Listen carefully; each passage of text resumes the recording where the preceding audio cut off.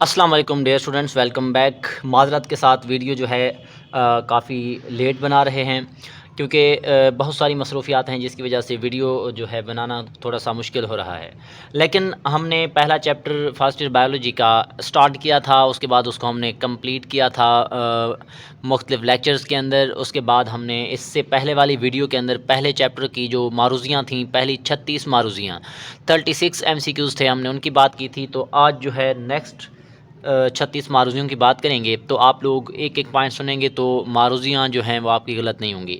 تو آج ہم نے جس معروضی کی بات کرنی ہے وہ ہے 37ویں معروضی، number of periods in سینوزوئک era.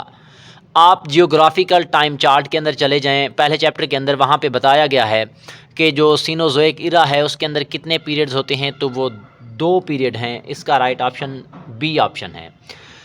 پیلیوزوئک era has, مطلب جو پیلیوزوئک ایرا ہے اس کے پاس کتنے پیریڈز ہوتے ہیں؟ 6 پیریڈ ہوتے ہیں، امپورٹنٹ معروضی ہے۔ اسی طرح میزوزوئک ایرا جو ہے اس کے پاس کتنے پیریڈز ہوتے ہیں؟ 3۔ اور سب سے امپورٹنٹ MCQs کہ میملز بیکم ڈومیننٹ ان، کس ایرا کے اندر میملز جو تھے وہ بہت زیادہ ڈومیننٹ ہو گئے، ان کی تعداد بہت زیادہ ہو گئی، تو وہ کون سا ہے؟ سینوزوئک ایرا ہے۔ تو یہ ہمارے پاس معروضیاں ہیں۔ تو اس کے علاوہ اگر ہم نیکسٹ معروضی کی بات کریں، ایج آف کیمبرین، جو کیمبرین ہے اس کی ایج کتنی ہے؟ تقریباً 600 ملین ایئرس۔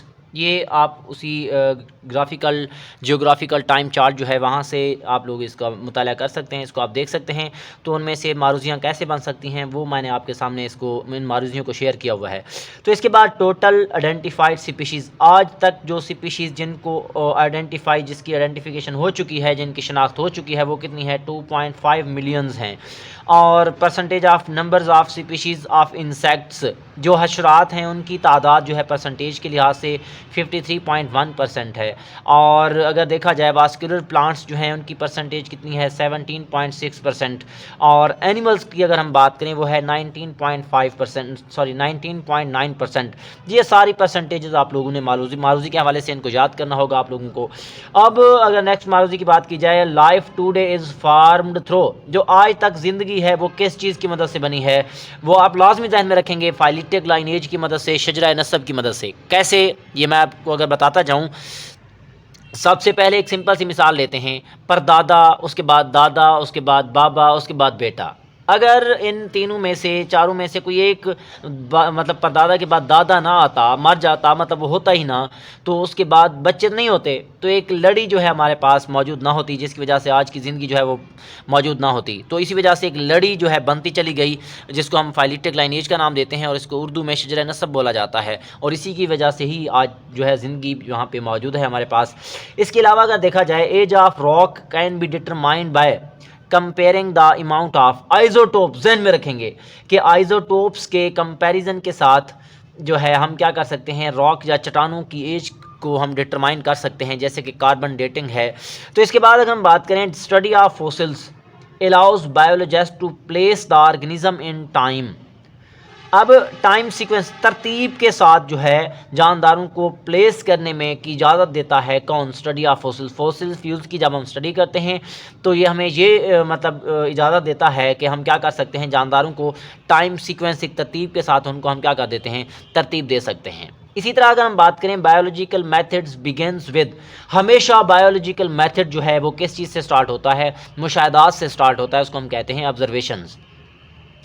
اب اگر ہم بات کریں which is not qualitative observation, qualitative observation ایسے ہوتے ہیں جن کو ماپا نہیں جا سکتا، اندازہ لگایا جا سکتا ہے، جیسے کہ آپ کے پاس اگر ہم بات کریں کلر، اس کو آپ نہیں ماپ سکتے، 10 کلو وائٹ ہے یا 10 کلو جو ہے فلاں ایسا کلر ہے، اس کو تو آپ نہیں کر سکتے نا۔ اسمیل، آپ لوگ کیا کہہ سکتے ہو کہ یہ بدبو یا خوشبو جو ہے وہ اتنے کلو ہے یا فلاں فلاں، اس کو ہم مطلب اس کی پیمائش نہیں کر سکتے۔ ٹیسٹ، کتنا ذائقہ اچھا ہے، تو یہ بھی ہم پیمائش نہیں کر سکتے، لیکن والیوم کی ہم پیمائش کر سکتے ہیں۔ تو اسی وجہ سے ایسے آبزرویشن جن کی پیمائش میئرمنٹ ہو سکتی ہے اس کو ہم کہتے ہیں کوانٹیٹیو اور یہ کوانٹیٹیو ہے اور باقی کوالیٹیٹیو ہیں، اور یہ پوچھا گیا ہے کہ ان میں سے کون سا کوالیٹیٹیو نہیں ہے، تو یہ والیوم جو ہے کیونکہ یہ کوانٹیٹیو ہے اسی وجہ سے یہ کوالیٹیٹیو آبزرویشن نہیں ہوگا، تو اس کا رائٹ آپشن ڈی آپشن ہے۔ اب اس کے بعد کریں، اس کے بعد اس کے علاوہ ہم بات کریں ٹینٹیٹیو ایکسپلینیشن آف آبزرویشن، مشاہدات کی تحقیق طلب وضاحت، جس کی تحقیق کی جائے مشاہدات کی، اس کو جھٹلایا جا سکے، اس کو ہم کہتے ہیں ہائپوتھیسز۔ اب اس کے بعد بات کی جائے moves from general to specific. اب آپ کو پتہ ہے ڈیڈکٹیو ریزننگ میں ہم جنرل سے اسپیسیفک کی طرف جاتے ہیں، اور theory is from directly theory is form, theory کس چیز سے بنتی ہے؟ ہائپوتھیسس۔ آپ کو پتہ ہے سب سے پہلے ہائپوتھیسس بنائے جاتے ہیں، ہائپوتھیسس کے اوپر ایکسپیریمنٹ کیے جاتے ہیں، تجربات کیے جاتے ہیں، ان کو چیلنج کے طور پر لیا جاتا ہے، اگر تھیوری پھر بھی اگر وہ ہائپوتھیسس پھر بھی غلط ثابت نہ ہو تو وہ چینج ہو جاتے ہیں کس چیز کے اندر؟ تھیوری کے اندر۔ It is an irrefutable theory, ایسی تھیوری جس کو غلط ثابت نہ کیا جائے، ایسی تھیوری ذہن میں رکھیں گے، ایسی تھیوری جس کو غلط ثابت نہ کیا جائے وہ پھر کنورٹ ہو جاتی ہے کس چیز کے اندر؟ سائنٹیفک لا میں یا لا میں۔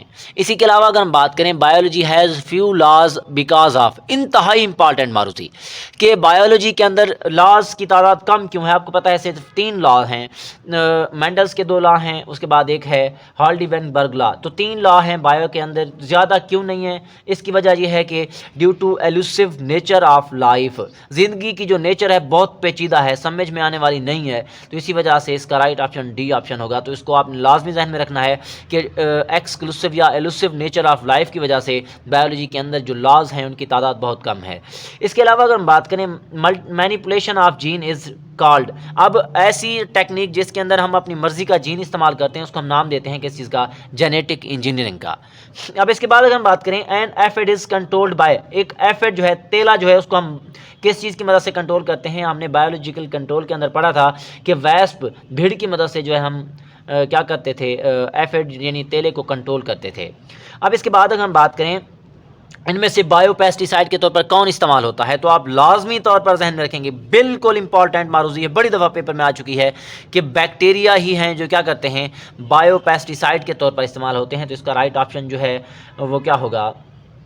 اے آپشن ہوگا۔ اس کے علاوہ اگر ہم بات کریں it is use to preserve milk and milk product, اب پاسچرائزیشن جو ہے جس کو لوئس پاسچر نے بیان کیا تھا، ڈسکور کیا تھا، وہ جو ٹیکنیک ہے اس کے اندر ہم کیا کرتے ہیں؟ دودھ اور دودھ کے سے حاصل ہونے والی جو پروڈکٹس ہیں ان کو محفوظ کرنے کے لیے استعمال کرتے ہیں۔